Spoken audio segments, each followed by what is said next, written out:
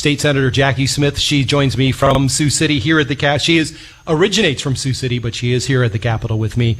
And Senator Smith, welcome to the program. Good morning. Good morning. So I know trying to get your head around what has happened in Western Iowa is an amazing process, but tell me some of the more astounding things that you've seen and the problems that the district is facing because of the flooding. Sure. Well, let me talk a little bit about the bipartisan effort. I worked with, Senator Shipley, and we started coordinating some stops for Friday. What I didn't want to happen was a bunch of people showing up and disrupting the rescue efforts and the cleanup efforts. So it seemed important that if folks were going to go out, that we would join together, because it's not, in my opinion, a Republican issue or a Democratic issue. This is an Iowa issue. So with that said, our stops were Glenwood, Hamburg, Malvern, Council Bluffs, and I went to Hornick on Saturday morning. Okay. So what we saw were, 800 plus people out of their homes, out of their businesses. The community hospital in Hamburg was open on a limited basis, didn't even have water, had porta potties outside. The schools are operating without water. They have porta potties outside. They are worried about where the families are going to relocate if they will come back.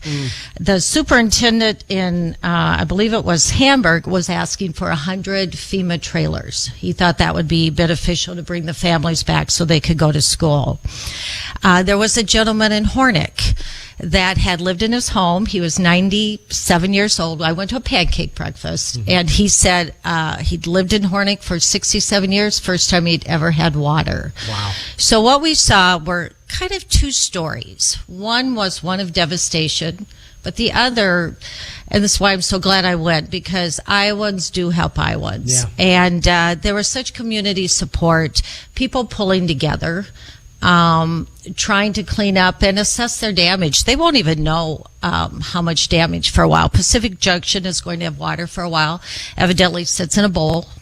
Yeah. And the water can't drain. They're trying to pump it out, but it's going to be a slow process. So we're at the tip of the iceberg on recovering and finding out everything that needs to be done.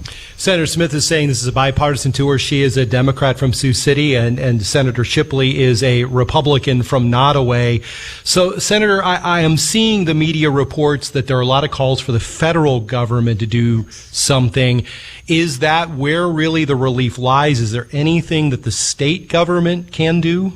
Well, Senator Grassley did travel at the same time we did too, and a lot of the conversation was on what the federal could do. And there's FEMA assistance, there's SBA assistance, and I will be looking really to the governor to see what kind of long-range planning and flood mitigation going forward.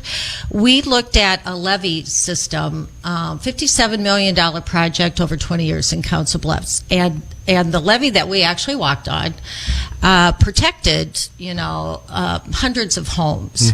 So there needs to be a conversation, I think, at all levels. We travel with the county supervisor, so there's drainage district, there's just every level of government needs to come together to address what appears to be aberrant weather patterns. So yes, the federal government leads the way. State, I think, is going to have to step up and help too. I thought of all of the things that amazed me about the damage that was done, Senator, was that you mentioned walking on a levee, the levees itself being damaged. Even the flood protection devices and means that we have were damaged in this flooding. This was really a horrendous event. Right. A couple things happened. There were breaches in several of the levees. In Hornick, for instance, the news had originally reported that levee also had breached, but that did not happen. The water came so fast that it just came right over it. Wow. So there's talk on levees have to be brought up to current standards. Many of them are old, need repair. It's mind-boggling because the dollars attached to this are huge. So There's also talk about the Corps and the management of the Missouri River. That always comes up. Yep. In Sioux City in 2011, we had major flooding in my area, a flood that just went on and on and on. The water never did recede. So that continues to be an area of concern for the residents in this area. And the economic damage as well. When I start to hear farmers talk about the damage that they'll be inflicted on them, this is going to have a major economic impact as well in the state. Absolutely. The farmers we're talking about, they have grain in their bins. Yeah. And those have been sold. It's contracted out. They've received money for that, and that grain's gone. Yeah. So they've received the money. There were a lot of concerns about what's going to happen. They are not going to be able to plant. They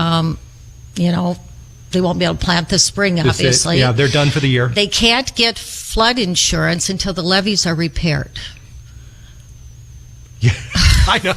I'm almost speechless. It's just, I don't know how they're walking around and being pleasant. Right. So I just think it speaks to the resiliency, but they're afraid, and I hope that they can figure out a way to dig out of this. Each time it happens, and it's happened before. Yeah. And it looks like it might happen again at some point in time. We just have to figure out how we don't get in this situation again. Actually, climate change was brought up. I consider this a pretty conservative area. Yeah. But people were talking about it. I think we're recognizing that things are changing. Things are changing. I read somewhere, according to the National Climate Change, rains have increased 37% in the Midwest since the 1950s. Hard rains, very torrential rains. And that's just what happened here. Part of what happened, too, in southern Iowa was the Platte River.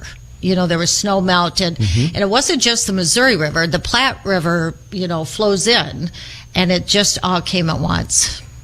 Senator Jackie Smith with an on-the-ground report of the flooding devastation that we're seeing in western Iowa. Senator Smith, thank you for taking the time today. Thank you. Thanks for your hard work.